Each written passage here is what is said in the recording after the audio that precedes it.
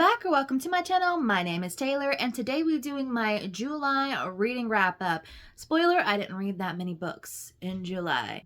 But remember to like, comment, and subscribe if you love all things books.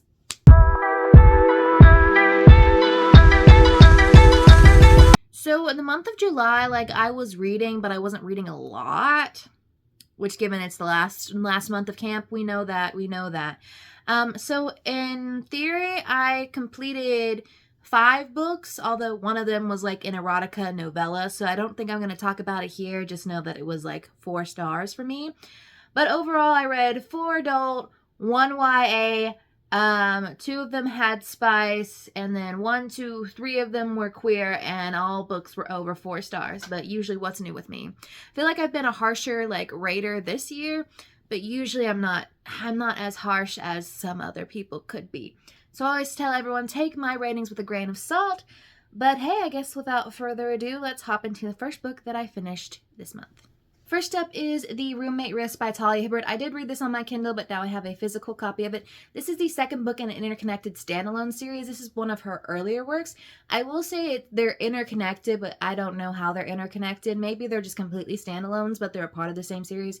Because I don't think this book references the other book, The Princess Trap, at all. Who knows? Maybe the next book in the series will reference it. I don't know. But this one is a friends to lover situation following Raul and Jasmine. So they met in college and had a little bit of sexual tension, but Jasmine doesn't do relationships and Raul couldn't let her go, so he agreed to just be friends. And then 7 years later, Jasmine's in a sticky situation when her apartment floods and she needs a place to stay, and she's now forced to live with Raul. And of course, that friends becomes little friends with benefits, lovers. I will say I've never met an MMC that was so pathetically down bad for our FMC. I will say it's interesting because this entire book, I'm like, I don't know if I needed more character development or what, but it felt like a lot of the issues that they had in the relationship hinged upon the fact that 1, communication should have happened a long time ago, but 2 is if we had one therapy session, girl, things could have been resolved 50 pages ago, which I'm glad she realizes it. But yeah, I ended up giving this book 4 stars, 2.5 chili spice. They love each other and they love to be on top of each other. That is basically how the story goes. I have the only book I actually finished off of my TBR from last month, although I did start 2 of them. So I'm in the middle of those. But this is the only book I actually finished that was on my TBR. And that is Say a Little Prayer by Jenna Voris. I have been really excited to read this one. Everyone knows that Every Time You Hear That Song was a 5-star read for me last year. And these two are actually interconnected. It took me a minute to realize the subtle hints. I'm like, oh, okay, I see you. I spot those characters.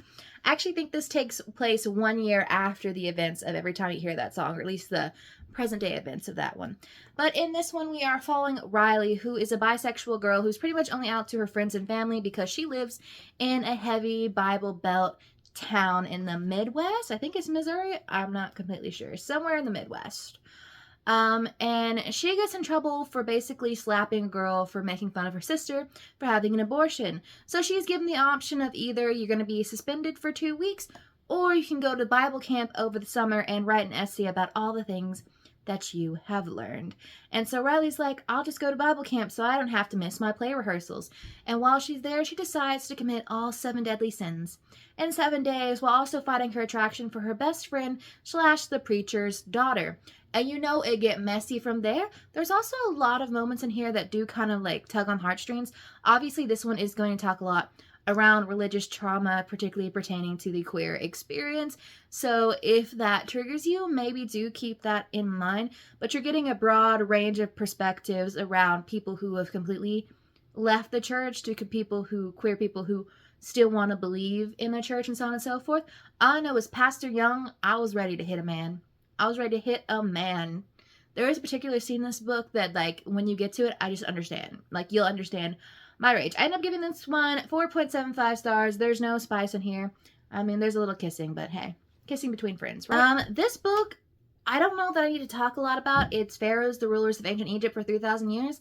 I taught an ancient Egyptian history camp this past month, so I finished that for this.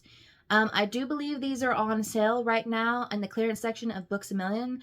I always tell everyone, if you want like good, not like if you want nonfiction at a discounted price, because I feel like nonfiction books especially can get really expensive if you're like in a teaching field, an academic field, or you just like having these kinds of books. Books A Million, they're nonfiction. Their clearance section at Books A Million is kind of like one of the best I've seen at like mainstream bookstores, because Barnes & Noble's really isn't that great. But I go there to get my nonfiction reads, and I just kind of peruse. An Interview with a Vampire, Claudia's story. So I have seen the show for Interview with a Vampire, and they've been advertising like the upcoming season, The Vampire Lestat season 3. I have not read the book. I do kind of want to read the books, even though I kind of know everything that happens in it. So this one was free on Kindle Unlimited. It just follows everything that takes place in book 1 from Claudia's point of view, in a graphic like depiction. And I will say it does make me intrigued to read the source material, the original Interview with a Vampire, because the way the story is told in the show, I don't think is necessarily, which I know they changed the years because obviously the book came out much longer ago, so they had to update the years. But I'm so curious. I'm so curious to see how it is, especially to see the relationship between Louis and Lestat and how the show ended up playing with that eventually. I don't know. Queer vampires. We love them. We love them. Lestat is in fact one of my favorite TV show characters of all time, and I cannot wait to see where they take him, because listen, I don't love vampire stories. I've told everyone they're very like hit or miss. They're either a hit or they're completely meh for me. And Lestat, Interview with Vampire, they did it for me. They did it. And then you combine it with music, which I absolutely love. I will be totally insufferable next year when the season comes out. But those are all the books I ended up reading in the month of July. Obviously, it's a short and sweet list, but I have a little more free time in the month of August until the new semester starts back up, because college starts later than K through 12, which K through 12, man, starting like the first Monday of August, couldn't be me anymore.